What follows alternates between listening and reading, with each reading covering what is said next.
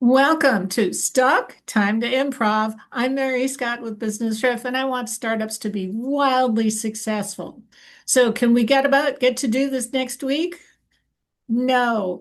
Today we're talking about avoiding procrastination, and our guest is Barbara Daoust from Success Mindset. And we're going to talk about avoiding procrastination. So glad you could come, Barbara. Well, thank you for having me, Mary. Okay, so why is procrastination such a problem? Well, I've done a lot of research in neuroscience, and ultimately, people are stuck in a rut of sameness. So that rut is the conditioned mind. And the brain likes to go into its neural pathways of familiarity of what it already knows, and it feels comfortable, right? So anything that feels hard to the brain wants to go to the rut of sameness because it's avoiding using energy. Our brain doesn't want to use energy because it's constantly looking for threat. And as it's looking for threat, it's conserving energy. So it's called the path to least resistance. So we're just going to keep going back to feeling lazy or comfortable, or no, I'm not going to push myself, or it's too hard, or oh, I'll do it later, all of that. It's just a mechanism. And until we grow aware of how to work with this mechanism, more often than not, it wins. I'm sure all of us have things on the to-do list that have been sitting there for months. So, particularly when you're a startup business, this is a dangerous place because you can get into your comfort zone and then you don't go find the clients you need to generate revenue, or you spend too much time on some detail that nobody really cares about, right? So, do we have some tips on how to avoid that or get past that? First of all, it's awareness, right?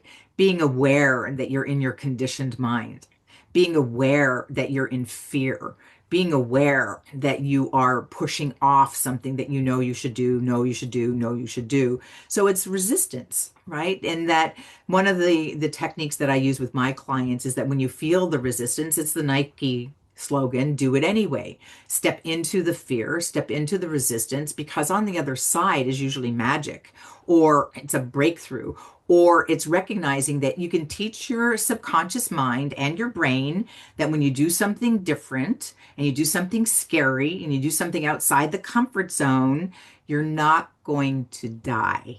So it's kind of like, the Mel Robbins approach, the 5, 4, 3, 2, 1. When you feel it, and as soon as you start going into the logical mind, when you go into excuses, justifications, rationalizations, blaming outside yourself, that's when you're in what's called a paradigm. You're in your old program, you're in the old self. And that more often than not is going to win because the brain is looking 85% of the time for threat.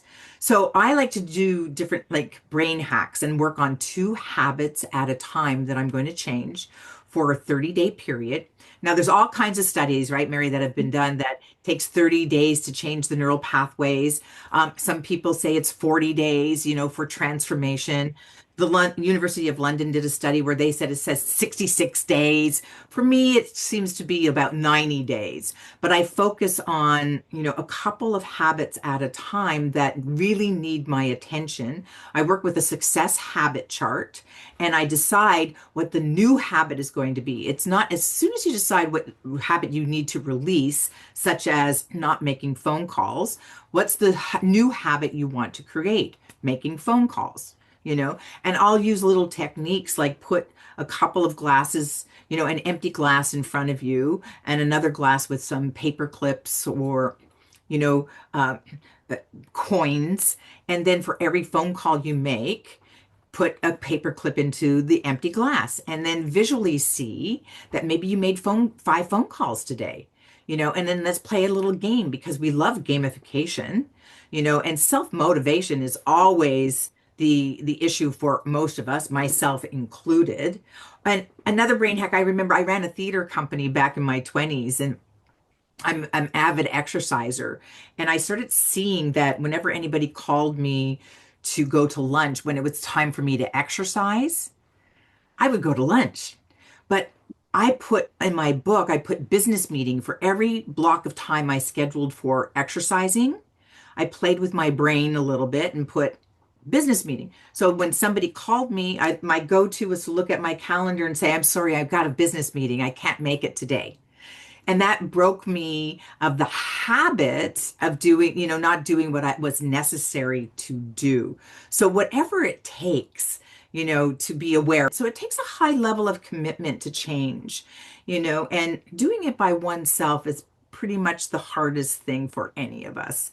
So that's why I say hang out with, an accountability partner, um, get coaching groups, get whatever it takes, if to motivate oneself, to do the thing you say you want to do. Otherwise, stop saying you want to do it. So that's the real tip is that you got to find out what works for you. And it's not just because you're afraid of something, you're going to die. 99.5% of everything we do, we're not going to die. Okay. And the other thing is that you're denying yourself the joy of the endorphin rush of having finished something. Exactly. Exactly. So go outside your comfort zone, do those things you really don't want to do. And if you really can't do it yourself, delegate. Find somebody else to do it, a volunteer, a virtual assistant, somebody you can pay, someone you can offer to pay later, or take out to lunch, or Exactly. go exercise with them. Exactly. Or create a system that is going to be more efficient. And when I work with people in my groups, we go after big, hairy, audacious goals. Like you don't know how to do it. So any of those excuses are automatic. You're going to have the excuses, you're going to have the limitations, you're going to have the limited mind. But once you decide and commit wholeheartedly, it's kind of like burning the ships when you get to the island that you want to conquer. There's no going back. And when there's no going back, it starts to get very exciting. And at the same time, the old self is going to put up a royal battle, and it's getting through that stage of understanding, it's just you're stepping outside the tribe, you're stepping outside what's, familiar. And when you go after the impossible goal, or what you might think is impossible, you discover parts of yourself you've never yet met before. And the potential starts to ignite a fire inside of you, but it doesn't mean it still won't have its challenges or its obstacles or the crux in that climb up the mountain, but it becomes the mindset of like, your problem is created because the solution already exists. Right. So are there apps or things like that for anti-procrastination or for goal setting? Have you found any apps that work for these things? I don't use apps. So, if any, the only apps that I'll use are mindfulness or calming, or I have a partner and we do brainwave entrainment. So, I work with brain frequencies to just calm that nervous system, and working with that voice and the inner critic. Those are the apps that I use.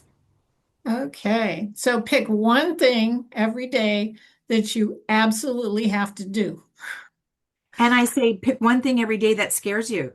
Get into the habit Right. of, challenging that part of you to do something different. Sure. Recognize that your nervous system is going to go a little wacky, and then just say, do it anyway, got to do it anyway. Yeah. And new things prevent Alzheimer's.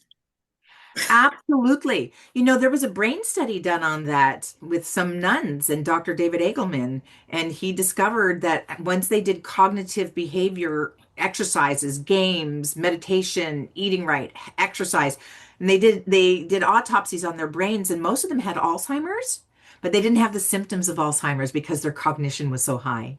Oh, hey, way to go. Thank you so much, You're Barbara welcome. Douse.